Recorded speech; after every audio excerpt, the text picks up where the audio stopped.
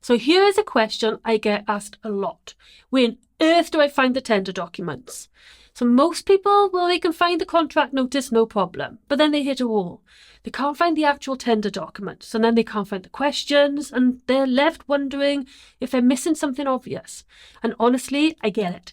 The process is, well, it's confusing if you don't know how it works. And that's why in this video, I'm going to show you exactly what to do when you spot an opportunity on the Find a Tender website that you want to bid for.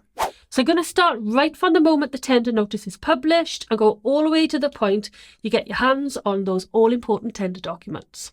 Now, before we jump in, I want to quickly clear up how all the different tender websites link together, because this bit, well, it can be a bit confusing if you're new.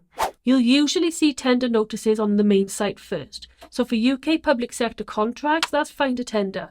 Every public sector organisation has to advertise their opportunities there. Now, there are also paid-for platforms that you can subscribe to, and depending on which one you use, they may offer you more features like alerts, filters, or market insights. I've popped a link in the description to the one that I use. But whichever site you're using, the notices are basically just summaries. They tell you that an opportunity exists, but they don't host the tender itself. Once a tender officially opens for bids, the notice will include a link that takes you to a separate procurement portal, and this is where the buyer actually runs the tender. Now, these portals are often regional or sector specific. For example, there's one called Supplying the Southwest, or another one is London Tenders.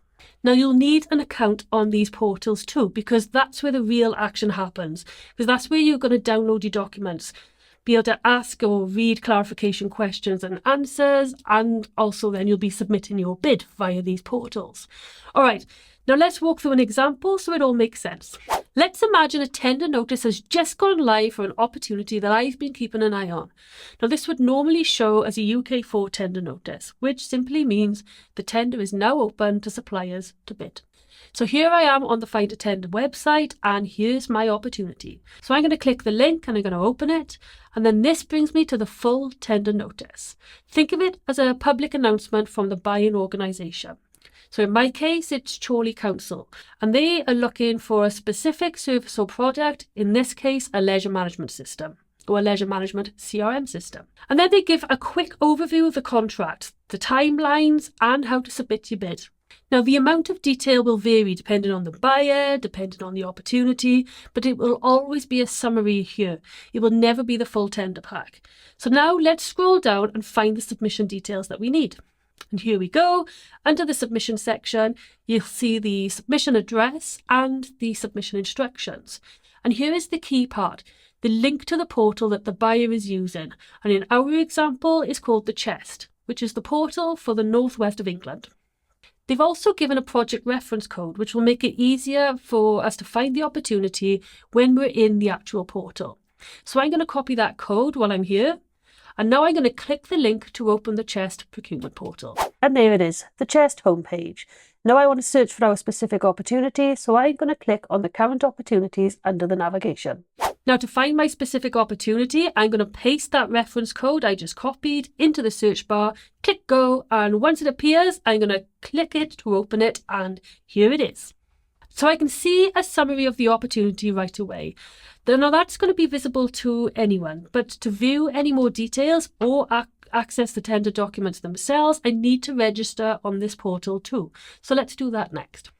So for this particular portal, the registration process is pretty standard. It's asking for the usual things like my business details, contact information, registration numbers if they apply, and then there's the categories that my services or products sit under.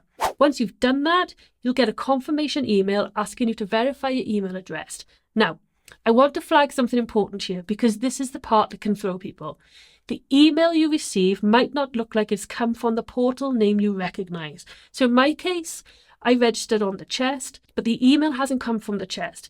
It's come from something called Proactis. Now let's quickly go back to the Chest homepage and scroll down to the bottom.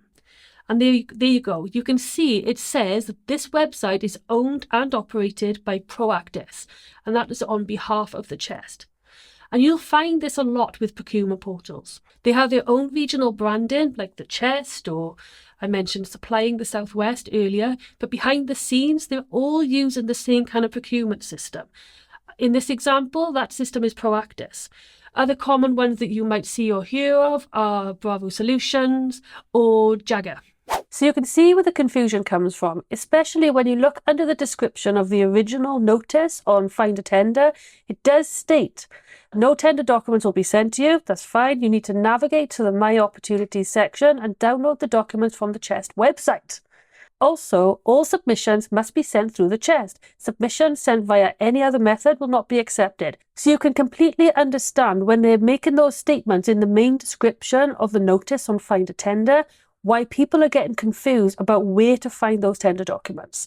If you need help getting bid ready, head over to thetendercoach.com, set up a call and let's see how I can help you and your business. Now I've verified my email and I've logged in, you'll notice something else. I'm not taken back to the CHEST website, but instead I'm taken to the Proactis website. And this is exactly what I mean and how these regional or sector-specific procurement portals tend to use the same kind of system, such as Proactis, and like I said, other ones are called Bravo Solutions or Jagger.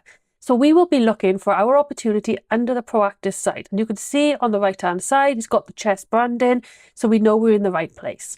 And this is exactly where I need to be to access the tender documents. Yes, it's a little bit confusing. Yes, it feels like you're jumping around, but stick with it. You'll get to the documents if you stick with this.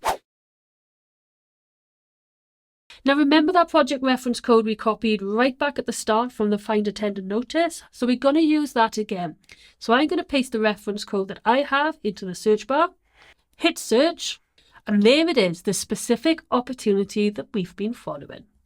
I'm going to click on it and now we are finally on the main tender page. Now from here you can see that I can download the tender documents, see and submit clarification questions, read any clarification responses from the buyer and see how and where to upload my completed response. Now the layout and wording will differ slightly depending on which portal you're using, but they will all give you access to the tender documents, a place to ask and receive clarification questions and a way to upload and submit your final tender. So just to summarise, when you're bidding for a tender and you actually want to get your hands on the tender documents, you'll usually need to follow these steps or something very similar. First, find the UK4 tender notice on the main publication site, for example, Find a Tender. Next, scroll down and look for the submission details within that notice and click the link provided there. Now that will take you to the procurement portal that the buyer is using, and it will usually be a regional or sector specific site where you'll also need to register your company. Once you've registered, verify your email address using the confirmation email you receive. Then log in using the link in that email, keeping in mind that this may take you to a different system again. In my example, it was Proactis. Finally, search for your specific tender, usually using the reference code they provide, and that will give you access to the tender documents, the clarification area and the submission details. And that's it. Once you're there, you're in the right place to start bidding.